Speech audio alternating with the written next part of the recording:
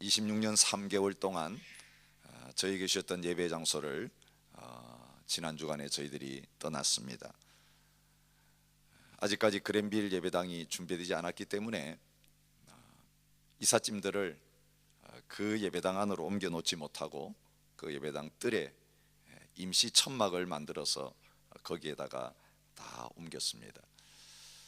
하나님께서 이스라엘 백성들에게는 40년 동안이나 광야에서 천막 치며 살게 하셨는데 저희들에게는 아마 잠깐 몇 개월 동안 이 천막 생활하는 그런 가운데 있게 하십니다.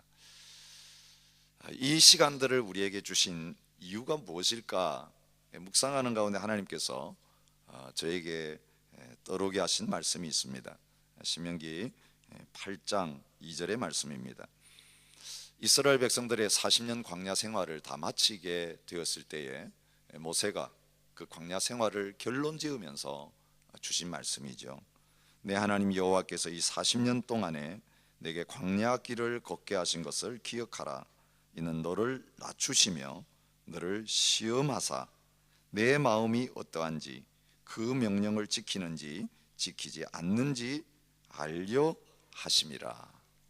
그렇게 말씀하고 계시는 것을 볼 수 있었습니다. 우리가 평안할 때에, 모든 게 잘 되어갈 때에, 또 하나님을 열심히 잘 섬기고 있는 것처럼 보일 그때에 과연 우리의 마음이 어떠한지가 잘 드러나지 않습니다. 다 겉으로는 잘 되어가는데 겉으로 잘 되어갈수록 사실 거꾸로 우리의 마음은 잘 되지 못할 때가 많이 있습니다. 하나님은 이스라엘 백성들을 광야로 인도하셔서 먹을 것도 제대로 없는 그 광야에서, 마실 물도 제대로 없는 광야에서, 잠잘 곳도 제대로 준비되지 않은 그곳에서, 길도 없는 그곳에서 40년을 생활하게 하시면서 430년 동안이나 애굽의 그 풍요한 삶 속에 있으면서 자신도 모르게 관리하지 못하고 광야처럼 황폐해져 버렸던 그 하나님의 백성들의 마음을 드러내시는 것을 볼 수 있습니다. 고난의 광야 세월이야말로 그들이 어떤 마음으로 하나님 섬기며 살아왔는지 그것을 여실히 보여주었습니다. 하나님은 마음을 보기를 원하셨습니다. 이 광야 생활을 처음 시작하는 이 첫 주일에 다시 열왕기 상의 말씀으로 저희들 묵상 본문을 돌아오게 하셨습니다. 그러면서 솔로몬을 통해서 하나님께서 가장 소중하게 여기시는 것이 무엇인지를 말씀하고 계시는데, 마음이 소중하다라고 하는 것, 마음으로부터 하나님을 떠난 이 솔로몬의 모습을 보여주시면서 저와 여러분들과 저희 교회의 마음을 다시 체크하고 계시는 하나님의 모습을 발견하게 됩니다. 사람의 삶 속에 있어서 마음이 얼마나 소중한가를 가르쳐주는 한 일화가 있습니다. 일제시대 서양화가로 유명한 이중섭 화백이 있었습니다. 소라고 하는 그림으로 아주 유명하죠. 불행하게도 41살에 요절을 했습니다. 그러나 그가 남긴 모든 작품에는 그의 천재적인 그 예술의 혼이 담겨져 있습니다. 가난하게 살았지만 그에게는 그 그림에 대한 사랑과 그 애정이 깊이 있었던 것을 그의 작품을 통해서 보여주고 있습니다. 이 이중섭 화백에게 친한 친구 한 사람이 있었는데 우리가 잘 아는 구상 시인입니다. 이 구상 시인이 폐절단 수술을 하고 병원에 입원하고 있었습니다. 제일 먼저 달려갔어야 될 이 이중섭 화백이 달려가지를 않았습니다. 구상 시인은 병상에 누워서 사랑하는 친구를 기다리다가 친구가 오지 않으니까 굉장히 서운해 있었습니다. 며칠이 지난 다음에 이 화백이 나타났습니다. 반색하는 친구에게 변명합니다. 벌써 찾아오려고 했는데 빈손으로 찾아올 수가 없어서 이제야 왔다고 그렇게 말한 다음에 구름 위에 쌓았던 것을 내밀었습니다. 거기에 그림 한 점이 담겨 있었습니다. 담뱃갑의 은박지에다가 연필로 그린 천도 복숭아의 그림이었습니다. 그 그림을 내밀면서 말합니다. 어른들 말씀이 이 복숭아를 먹으면 무병장수한다지 않던가. 그러니 자네도 이걸 먹고 어서 일어나게. 복숭아 살 돈이 없어서 시간을 들이면서 그 천도 복숭아를 그려서 친구를 위해 가져온 것입니다. 훗날 구상 시인은 이 사건을 중심으로 해서 시를 쓴 적도 있습니다. 그때 중섭이 준 천도 복숭아가 내가 먹어본 복숭아 중에는 가장 맛있는 복숭아였다, 그렇게 고백했습니다. 사람과 사람 사이에도 가장 중요한 것은 마음입니다. 마음을 주고 받을 수 있는 관계처럼 소중한 것은 없습니다. 한 지붕 밑에 살아도 가장 가깝다고 하는 부부나 부모 자식의 관계라고 할지라도 마음을 주고 받을 수 없다면 먼 사이입니다. 하나님과 우리 사이도 마찬가지일 것입니다. 신앙이 뭐냐, 하나님과 우리의 관계가 뭐냐라고 여러 가지로 정의할 수 있겠지만 간단히 표현할 수 있다면 하나님과 마음을 주고 받는 것이다. 한 목사님이 그렇게 정의를 내린 것을 보았습니다. 예배도 마찬가지입니다.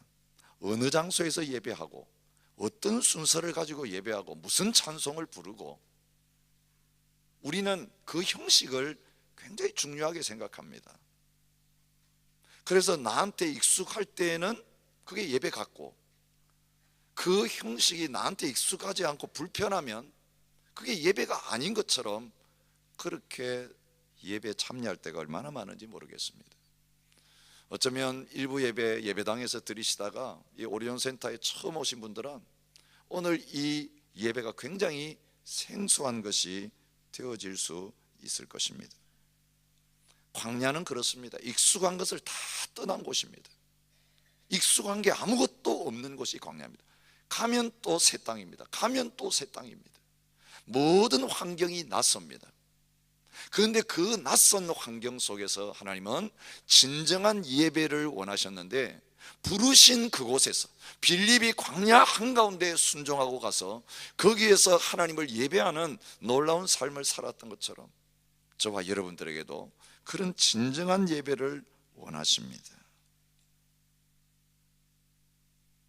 하나님의 사랑을 마음으로 받고 마음으로 하나님 앞에 응답하는 예배, 이것이 하나님이 기뻐하시는 예배입니다. 매트 에드만이라고 하는 찬양 사역자가 지은 The Heart of Worship, 마음의 예배라고 하는 찬양이 있습니다. 제가 얼마 전에도 이 내용을 한번 소개해드린 적이 있는 것 같습니다. 찬양의 열기 모두 끝나면 주 앞에 나와 더욱 진실한 예배드리네. 주님을 향한 노래 이상의 노래, 내 마음 깊은 곳에 주께서 원하신 것, 화려한 음악보다 뜻없는 열정보다 중심을 원하시죠. 영원하신 왕, 표현치 못할 주님의 존귀, 가난할 때도 연약할 때도 주 내 모든 것, 노래 이상의 노래, 내 마음 깊은 곳에 주께서 원하신 것, 화려한 음악보다 뜻없는 열정보다 중심을 원하시죠. 주님께 드릴 마음의 예배, 주님을 위한 주님을 향한 노래, 중심 잃은 예배 내려놓고 이제 나 돌아와 주님만 예배해요. 광야에 와봐야 익숙한 것이 없었을 때야 그동안 내가 뭘 예배하고 있었는가, 뭘 보고 예배하고 있었는가 확인할 수 있습니다. 이스라엘 백성이 광야에 왔을 때에 최초로 실패한 것은 하나님을 섬긴다고 하면서 금송아지를 만들어 놓고 그 금송아지가 그들을 애굽 땅에서 인도한 여호와 하나님이라고 예배한 것입니다. 입으로는 하나님을 섬긴다고 했는데 실제로 손으로 만든 것은 보이지 않는 하나님이 아니라 눈에 보이는 우상이었습니다. 사실 이 금송아지를 왜 만들었습니까? 하나님이 출애굽하게 하셨고 하나님께서 시내산까지 오게 하셨는데 모세가 40일 동안 산 위에 올라가서 내려오지 않으니까 눈에 보이는 뭔가 의지하고 붙잡을 게 필요해서 금송아지를 만든 것입니다. 사실은 하나님이 그들을 인도하시고 하나님이 그들과 함께 하시는 것을 믿는다고 고백하면서도 눈에 보이는 사람 모세를 하나님처럼 의지하고 따라온 그 모습이 그 거짓 예배 현장 속에 그대로 나타나게 되는 것입니다. 우리가 함께 연합해서 이제 예배를 드립니다. 이제 1부 예배, 2부 예배 없는 가운데 몇 개월을 보내게 될 것입니다.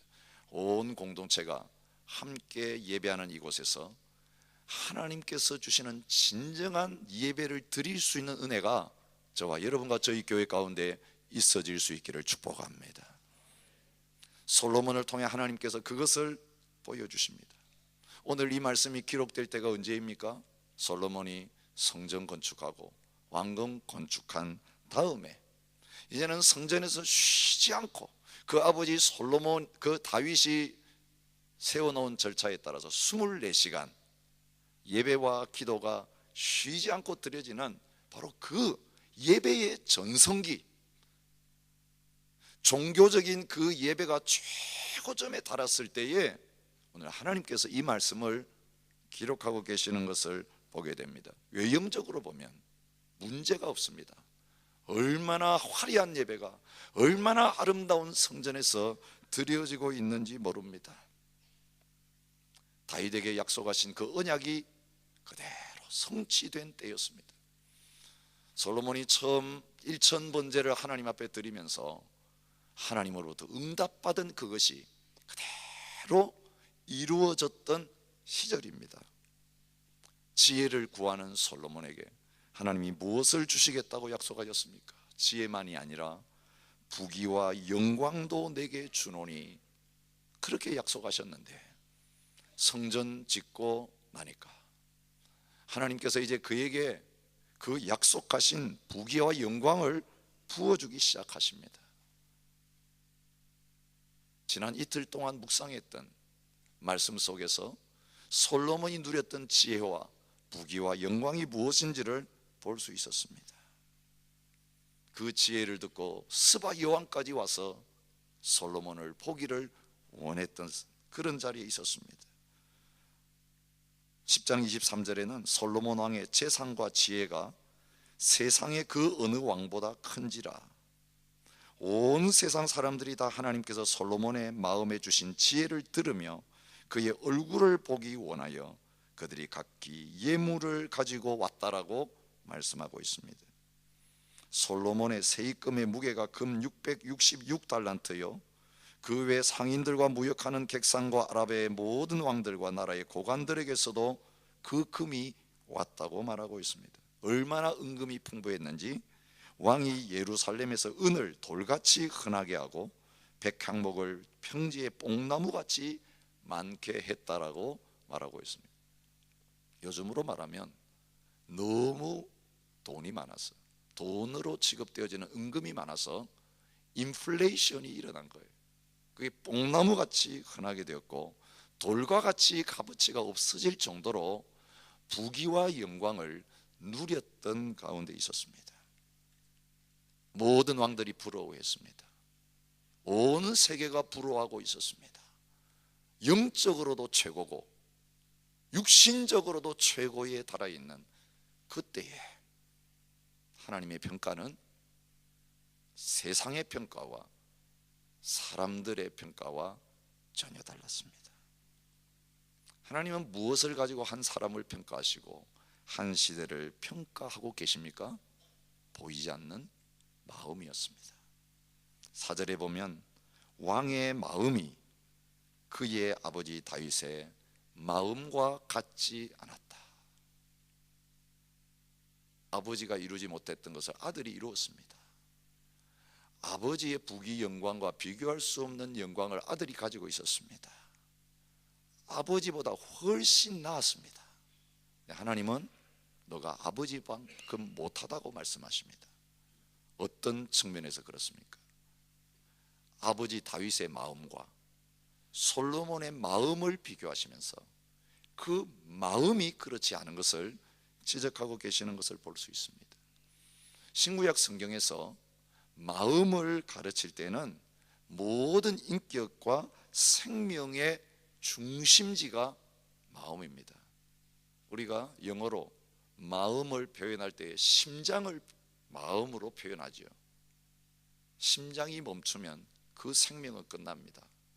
그것처럼 하나님께서 마음을 소중하게 여기십니다. 잠언 4장 23절에서는 모든 지킬 만한 것 중에 더욱 내 마음을 지키라.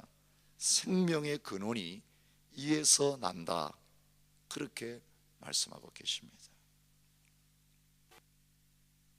하나님께서 사무엘에게 왕을 세우는 일을 맡기셨을 때에 다윗을 선택하신 이유가 무엇인지 사무엘상 16장 7절에서 말합니다. 그의 용모와 키를 보지 말라. 내가 이미 그를 버렸노라. 내가 보는 것은 사람과 같지 아니하니 사람은 외모를 보거니와 나 여호와는 중심을 보느니라 하셨습니다. 여기 중심이라고 번역된 단어가 마음이라는 단어와 같은 단어입니다. 마음을 하나님께서 보시고 다윗에게 기름 부어서 왕을 삼으셨습니다. 사람은 외모를 보지만 하나님은 외모를 중요하게 여기지 않으십니다. 오늘 우리가 무엇을 단장해야 되는가, 무엇을 화장해야 되는가, 베드로 사도는 외모를 단장하지 말고 마음을 단장할 것을 요청하시는 것을 우리가 신약에도 발견하게 됩니다.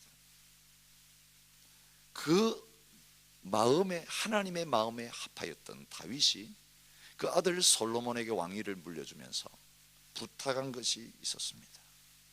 역대상 28장 9절에 보니까 내 아들 솔로몬아, 여호와께서는 모든 마음을 감찰하사 모든 의도를 아시나니 내가 만일 그를 찾으면 만날 것이요 만일 내가 그를 버리면 그가 너를 영원히 버리실 것이다.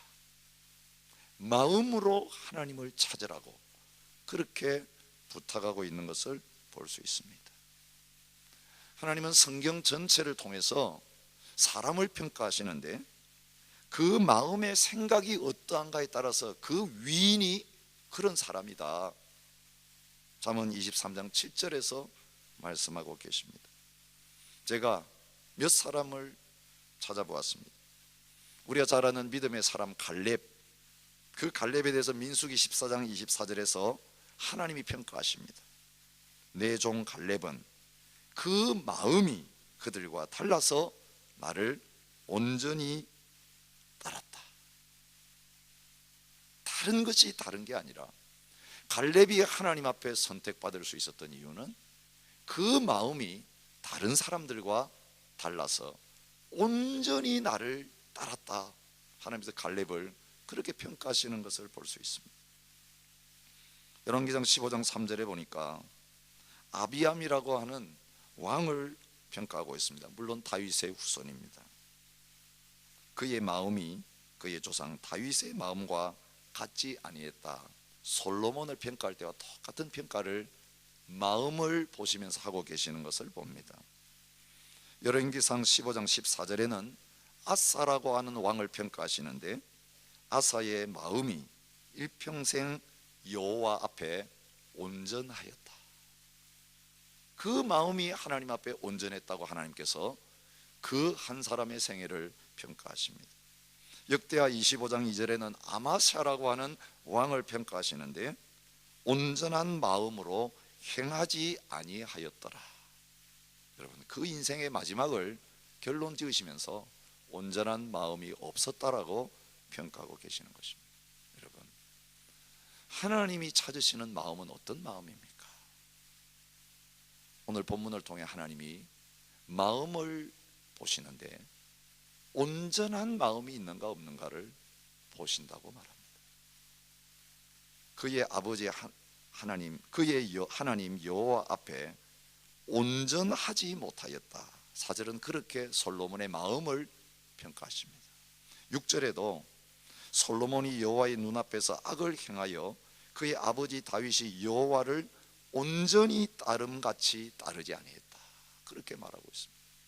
여러분, 솔로몬이 하나님을 버렸습니까? 하나님을 떠났습니까? 아닙니다. 하나님을 따르고 있었습니다. 하나님을 섬기고 있었습니다. 예배하고 있었습니다. 그런데 그 마음을 보시면서 하나님 뭐라고 하시냐면 온전히 따르지 아니했다. 그렇게 말씀하십니다. 신명기 10장 12절부터 13절에서 하나님께서 모세를 통해서 이스라엘 백성들에게 주신 말씀 속에 하나님 여호와께서 그들에게 요구하시는 것이 무엇인지를 이렇게 말씀하십니다. 곧 내 하나님 여호와를 경외하여 그의 모든 도를 행하고 그를 사랑하며 마음을 다하고 뜻을 다하여 내 하나님 여호와를 섬기고 내가 오늘 내 행복을 위하여 내게 명하는 여호와의 명령과 규례를 지킬 것이 아니냐. 그렇게 말씀하십니다. 마음을 다하고 뜻을 다해서 하나님을 사랑하고 섬기고 따르는 그것, 하나님이 요구하시는 것임을 말해주고 있습니다. 역대상 28장 9절에서 아버지 다윗 솔로몬에게 내 아버지 하나님을 알고 온전한 마음과 깊은 뜻으로 섬길지어라고 요청하고 있습니다. 열왕기상 2장 4절에는 만일 내 자손들이 그들의 길을 삼가 마음을 다하고 성품을 다하여 진실이 내 앞에서 행하면 이스라엘 왕위에 오를 사람이 끊어지지 아니하리라고 하신 그 말씀이 확실하게 이루어지겠다라고 말씀하셨습니다. 솔로몬 자신이 성전을 짓고 나서 이스라엘 백성들에게 축복하면서 하고 있는 자기 입에서 나온 말이 뭐였냐 하면 너희의 마음을 우리 하나님 여호와께 온전히 바쳐 완전하게 하여 오늘과 같이 그의 법도를 행하며 그의 명령을 계명을 지킬지어다. 여러분, 성전 봉헌식에서 그가 이스라엘 백성들에게 요구한 내용이 바로 여호와께 마음을 온전히 바쳐서 완전하게 하라는 내용이었습니다. 세계적으로 유명한 외과 의사이자 산부인과 의사인 하워드 켈리라고 하는 분이 있습니다. 그가 의과대학을 졸업하는 날 밤에 다음과 같은 일기를 썼습니다. 주님, 내 자신과 나의 시간과 나의 능력과 나의 열정, 이 모든 것을 당신께 드립니다. 당신의 도구로 사용되기를 원하오니 나를 정결하게 하시고 제가 주님께 가까이 가는 것을 방해하는 것이라면 세상에서 어떤 성공이라도 제게 허락하지 말아 주십시오. 얼마나 그가 온전한 마음으로 하나님을 사랑하고 주님께 가까이 가기를 원했는지를 볼 수 있습니다. 잠언에 나오는 아굴의 기도와 비슷합니다. 부하게도 마옵시고. 여러분, 오늘 우리가 그렇게 구하는 게 쉽지 않습니다. 그런데 그 부한 것 때문에 하나님 잊어버리고 하나님을 떠난다면 차라리 그렇게 되지 않게 해달라고 기도하고 있는 것을 보게 됩니다. 성 어거스틴은 이런 유명한 말을 남겼습니다. 하나님을 제일로 사랑하라. 그리고 내가 하고 싶은 대로 하라. 여러분, 이거 굉장히 하기 어려운 말입니다. 하나님을 최고로 사랑하는 사람은 무슨 일을 해도 죄 안 짓는다는 것입니다. 문제는 하나님을 최고로 사랑하지 않으니까 주님을 위해 하는 것도 나를 위한 것이 되고 그것이 하나님이 받으실 수 없는, 하나님이 기뻐하지 않는 것이 된다는 것입니다. 여호와의 눈은 온 땅을 두루 감찰하자 전심으로 자기를 향하는 자에게 능력을 베풀어 주신다고 말씀하십니다. 너희가 온 마음으로 나를 구하면 나를 만날 것이라고 하나님이 말씀해 주십니다. 여러분, 오늘 우리가 기도하는데 뭔가 하나님을 찾고 있는데 살아계신 하나님을 나의 삶 속에서 만나지 못했다면 다시 한번 질문해 봐야 합니다. 세상에 은을 구하는 것처럼, 금을 구하는 것처럼, 자식을 찾는 것처럼, 사랑하는 사람을 찾아다니는 것처럼, 권력을 찾는 것처럼 하나님을 그렇게 온 마음으로 찾아본 적이 얼마나 있는가. 보물을 발견했던 농부가 그 밭 사기 위해서 모든 소유 다 판 것처럼, 값진 진주를 찾는 장사꾼이 그 값진 진주 하나를 발견했을 때 그것 살려고 모든 진주, 모든 것 다 팔고 그것을 찾기를 원했던 것처럼 오늘 우리에게 하나님은 그런 분인가?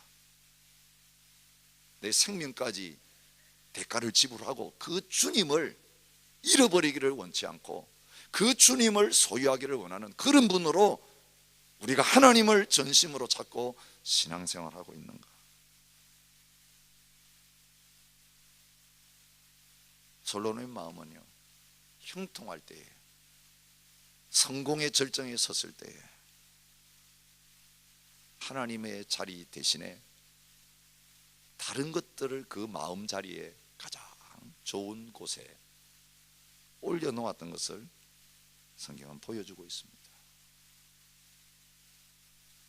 솔로몬이 마음을 돌려 이스라엘의 하나님 여호와를 떠났다. 마음이 나에게서 떠났다. 하나님께서 그렇게 말씀하십니다. 몸은 성전에 가 있습니다. 몸은 제사 드리고 있습니다. 하나님 보실 때 너 마음이 없다. 마음은 내게서 떠났다라고 하나님이 말씀하십니다. 하나님께서 이스라엘 백성들에게 신명기를 통해서 왕을 세우게 될 때에 왕이 어떻게 해야 되는가, 왕이 조심해야 될 것을 말씀하시는 것을 신명기 17장 14절부터 17절에서 볼 수 있습니다. 왕이 된 솔로몬이 늘 하나님 앞에서 읽었어야 될 말씀 가운데 들어있는 내용입니다. 내가 내 하나님 여호와께서 내게 주시는 땅에 이르러 그 땅을 차지하고 거주할 때에 만일 우리도 우리 주위의 모든 민족들 같이 우리 위에 왕을 세워야 되겠다는 생각이 나거든 그는 병마를 많이 두지 말 것이요 병마를 많이 얻으려고 그 백성을 애굽으로 돌아가게 하지 말 것이니 그에게 아내를 많이 두어 그의 마음이 미혹되게 하지 말 것이며 자기를 위하여 은금을 많이 쌓지 말 것이니라. 하나님께서 그렇게 요구하셨습니다. 근데 우리가 10장, 11장에서 발견한 내용은 뭐냐면 하나님이 하지 말라는 것만 골라서 하고 있었습니다. 전혀 하나님의 말씀을 무시하고 살아가고 있었습니다.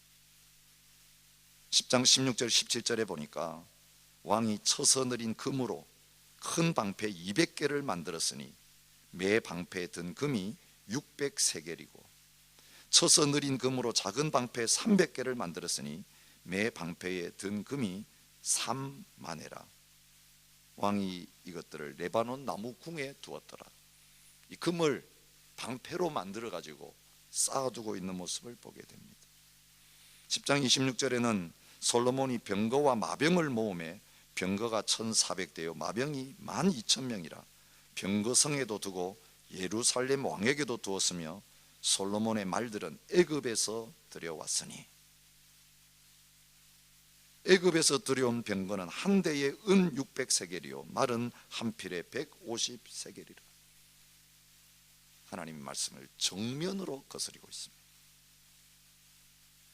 전도서 2장 1절부터 11절에 보면 이렇게 했던 솔로몬의 심정이 무엇이었는가, 객관적으로 솔로몬이 한 일을 이 열왕기상에서 기록하고 있는데 전도서를 기록하면서 솔로몬이 자기 자신이 그때 왜 그랬는지 그 마음의 동기를 이렇게 말하고 있습니다.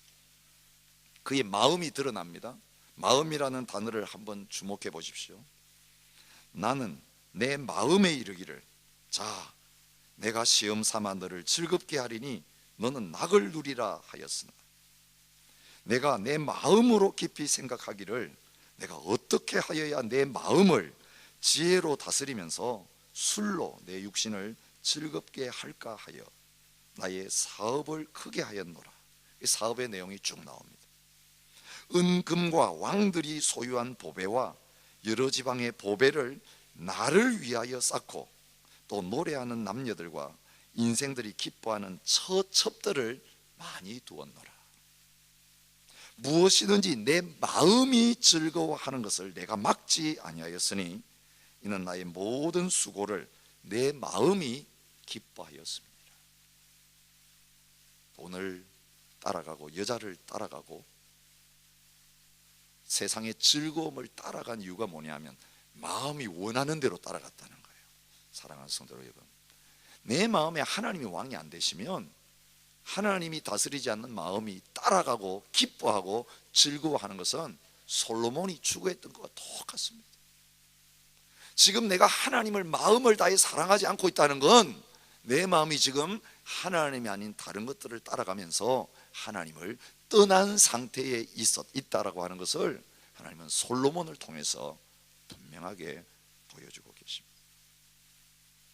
오늘 본문은 솔로몬의 마음을 빼앗았던 여인들에 관한 내용을 기록하고 있습니다. 바로의 딸이 첫 번째 부인이었습니다. 그 외에도 많은 이방의 여인들을 사랑했는데 모압, 암몬, 에돔, 시돈, 헷 여인이라고 말합니다. 후궁이 700명이고 첩이 300명이었다라고 말하고 있는데, 그 여인들이 왕의 마음을 돌아서게 만든 주범이었다, 그렇게 말하고 있습니다. 여러분, 이 여인들을 따라가고 쾌락을 따라가기 시작할 때에 바로 따라오는 결론이 뭐냐면, 그 세상의 여인들을 따라가기 시작하면서, 세상의 금과 은을 따라가기 시작하면서, 세상의 힘을 따라가기 시작하면서 하나님을 떠나는 자리에 서게 되었다는 것입니다. 그리고 하나님 아닌 헛된 우상들에게로 마음이 돌아섰다는 것입니다. 솔로몬이 나이가 들었을 때 그의 여인들이 그의 마음을 돌려 다른 신들을 따르게 했다라고 말합니다. 하나님으로 꽉 채워지지 않은 자리는 결국 세상의 것으로 채워지고, 세상의 것들이 하나님이 되어서 우상으로 그 마음을 지배하게 된다는 것을 보여주고 계십니다. 그래서 하나님은 신명기 7장에서 하나님의 백성들에게 이방 남녀와 결혼하지 말 것을 요청하시는 것입니다. 그가 자녀들을 유혹해서 여호와를 떠나서 다른 신들을 쫓아가게 만들기 때문에 그렇습니다. 마음이 우상들에게로 돌아섰을 때 겉으로 나타나는 현상이 무엇이었습니까? 말씀을 떠나게 되었다는 것입니다. 계명을 떠나게 되었다는 것입니다. 9절에 보면 여호와께서 일찍 솔로몬에게 2번이나 나타나셔가지고 명령하신 것이 있었습니다. 다른 신 따르지 말라. 그런데 그가 여호와의 명령을 지키지 않았다라고 말하고 있습니다. 내가 내 언약과 내가 내게 명령한 법들을 지키지 않았다, 하나님께서 말씀하고 계시는 것을 봅니다. 왕은 늘 하나님의 말씀을 가까이 하게 되어 있었습니다. 왕에 대한 계명인 신명기 17장에 보면, 왕위에 오르면 왕은 율법서의 등사본을 레위 사람 제사장 앞에서 책에 기록하여 평생에 자기 옆에 두고 읽어 그의 하나님 여호와 경외하기를 배우며 이 율법의 모든 말과 이 규례를 지켜 행해야 된다고 말합니다.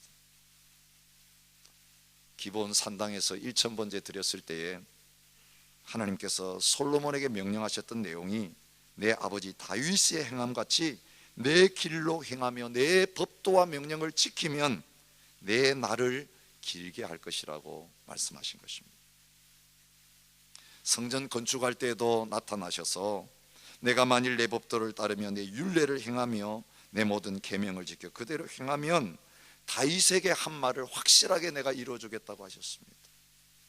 왕궁 건축을 마쳤을 때 하나님이 또 나타나셔가지고 솔로몬에게 하신 말씀도 내 아버지 다윗같이 마음을 온전히 하고 바르게 하여 내 앞에서 행하며 내가 내게 명령한 대로 온갖 일에 순종하여 내 법도와 율례를 지키면 아버지에게 한 그 언약을 그대로 이루어 주겠다라고 말씀하신 것입니다. 그러나 그렇게 하지 아니하면 이 땅에서 끊어버리겠다고 말씀하셨습니다. 오늘 9절부터 11절은 하나님의 말씀을 떠나고 마음이 하나님을 떠났을 때 그에게 그 나라에 어떤 일이 닥쳤는가를 보여줍니다. 하나님의 진노가 있었고 나라를 빼앗아서 신하에게 주는 그런 결정이 내려졌습니다. 사랑하는 성도 여러분, 온 세상은 부러워하고 있었지만 그는 영적으로 내리막길을 달리고 있었습니다. 나중에 가서 나라가 쪼개어지고 나중에 가서 문제가 생겼지만 이미 정상에 있을 때에 그 문제는 시작된 것입니다. 근데 잘 보지 못합니다. 모든 게 잘 되고 있으니까. 혹시 저와 여러분들이 저희 교회가 하나님께서 그런 자리에 서 있지 않은지 오늘 시간 다시 살폈으면 좋겠습니다. 지난 2주간 동안 그리고 이번 한 주간 3주 동안 이 시드니의 교회들이 모여서 하나님 앞에 기도하면서 내걸었던 말씀이 있습니다. 우리가 여호와께로 돌아가자는 것입니다. 하나님이 원하시는 대로 지금이라도 온전한 마음으로 전심으로 다시 하나님을 찾는 그 자리로 나갈 때에 부흥이 임하고 하나님이 우리를 다시 사용하기 시작하시는 놀라운 일들이 일어나게 될 것이기 때문입니다. 건성건성 신앙생활 하는데 아무 열매가 없습니다.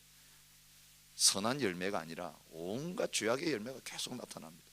주일 예배 드리고 가서 또 죄짓고, 예배하고 가서 또 죄짓고, 기도하고 가서 또 죄짓고, 말씀 듣고 가서 또 죄짓고. 왜 이런 일이 일어납니까? 우리 마음이 하나님 앞에 드려진 적이 없기 때문에 그래요.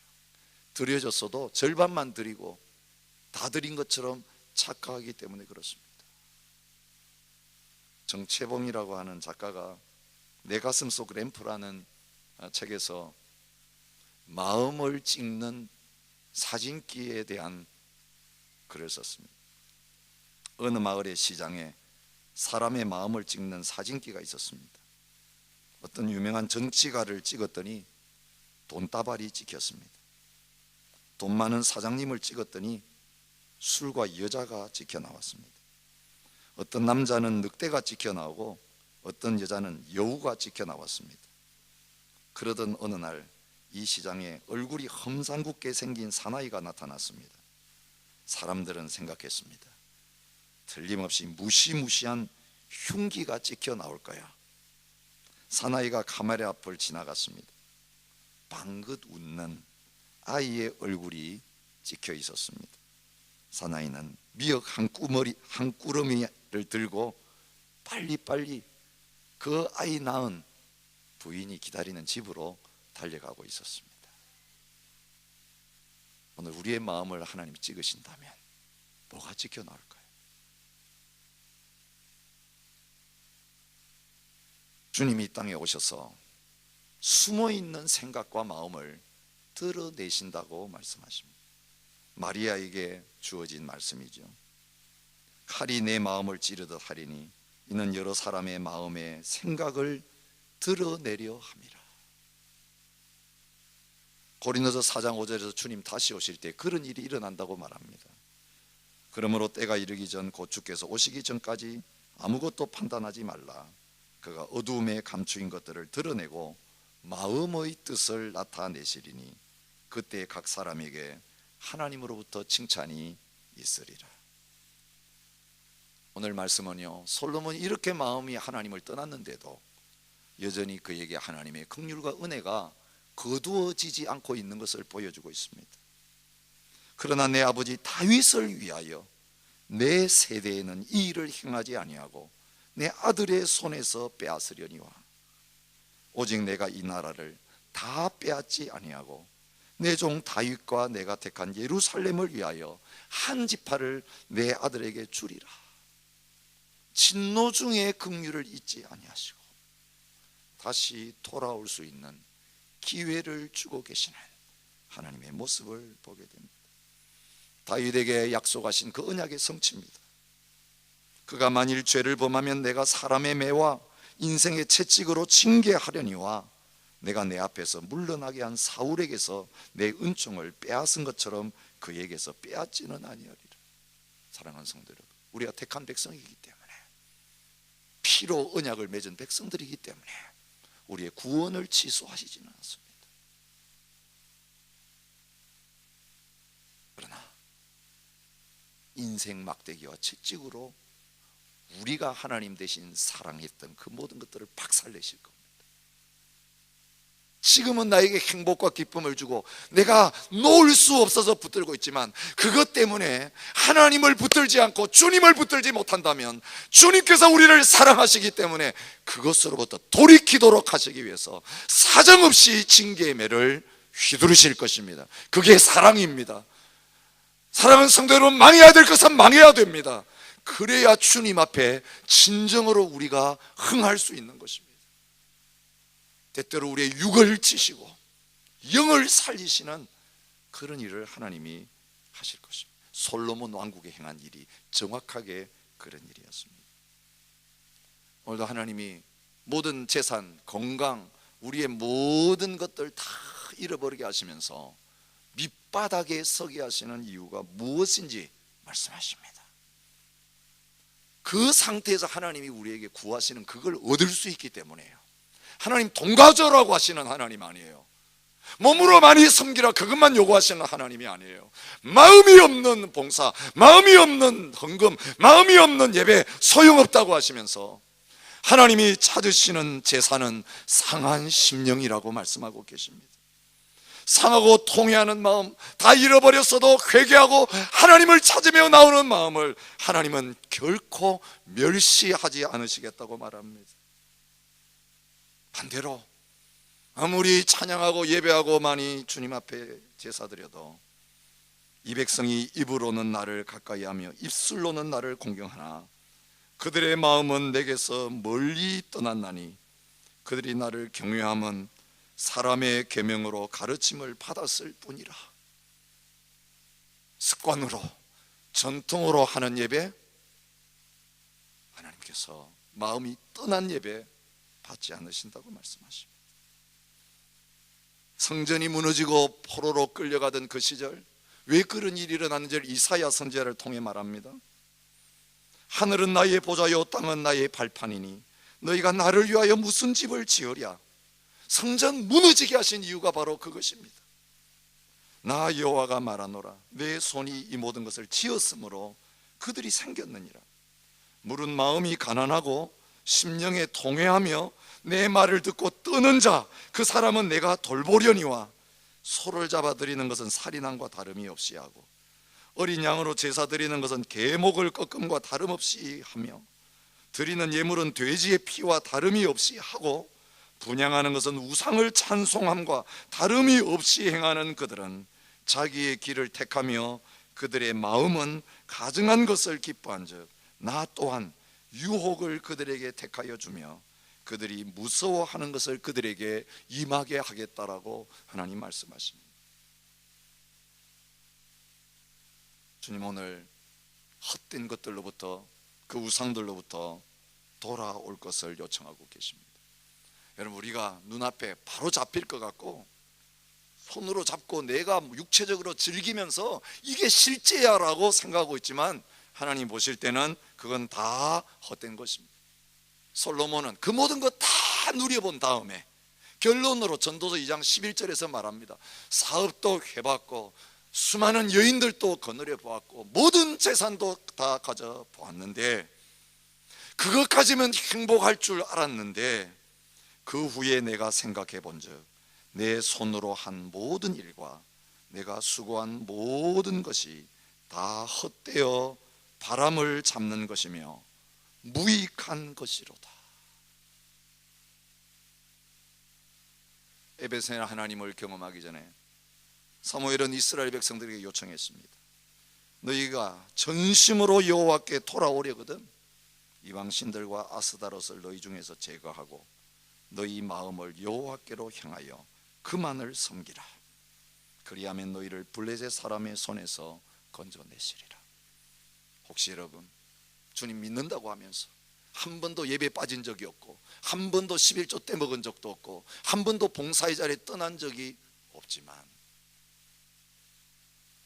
이미 마음이 세상의 것들로 기울어졌기 때문에 하나님의 은혜와 능력을 날마다 경험하지 못하고 밑바닥 가운데 떨어져 있는 분들이 계십니까?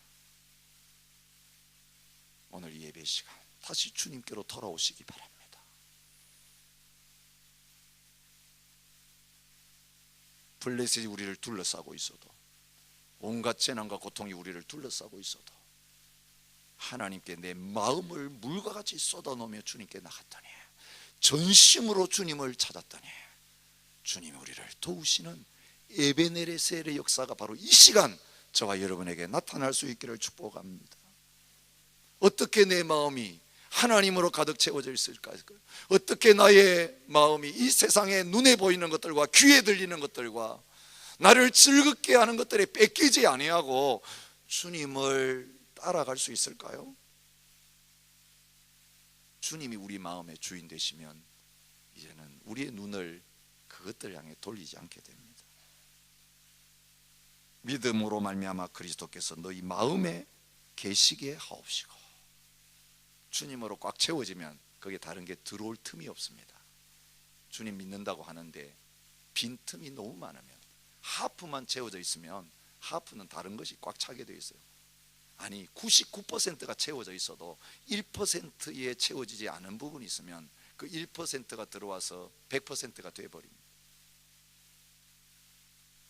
지금 내가 50%냐 99%냐가 중요하지 않습니다. 하나님 보실 때는 전심이 아닙니다. 전심이 아닌 것은 하나님이 내게서 떠났다라고 말씀하십니다. 솔로몬이 점점점 미끄러져 가서 나중에는 우상들을 세워놓는 자리까지 미끄러져 내려가는 그 모습 우리가 봅니다.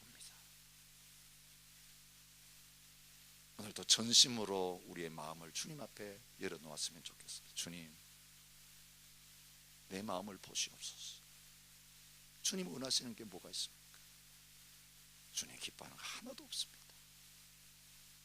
주님의 은혜로 채우시고 사랑으로 다시 채워주셔서 이런 호세와 고멜과 같은 나를 찾아오신 주님, 피로 값주고 다시 신부로 만들어주시는 그 주님의 사랑 안에서 주님 외에는 곁눈질하지 않겠습니다.